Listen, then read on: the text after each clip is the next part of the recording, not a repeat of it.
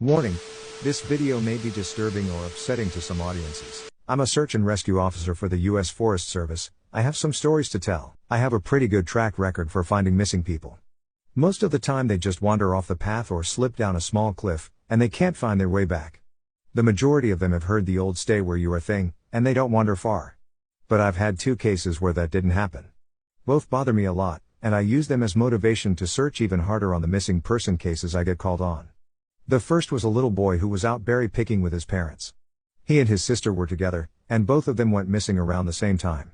Their parents lost sight of them for a few seconds, and in that time both the kids apparently wandered off. When their parents couldn't find them, they called us, and we came out to search the area. We found the daughter pretty quickly, and when we asked where her brother was, she told us that he'd been taken away by the Bearmen.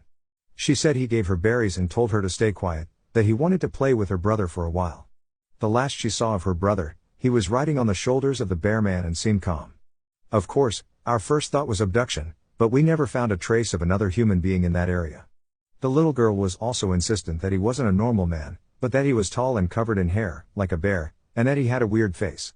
We searched that area for weeks. It was one of the longest calls I've ever been on, but we never found a single trace of that kid. The other was a young woman who was out hiking with her mom and grandpa.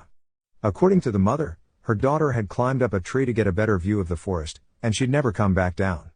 They waited at the base of the tree for hours, calling her name, before they called for help. Again, we searched everywhere, and we never found a trace of her. I have no idea where she could possibly have gone because neither her mother or grandpa saw her come down.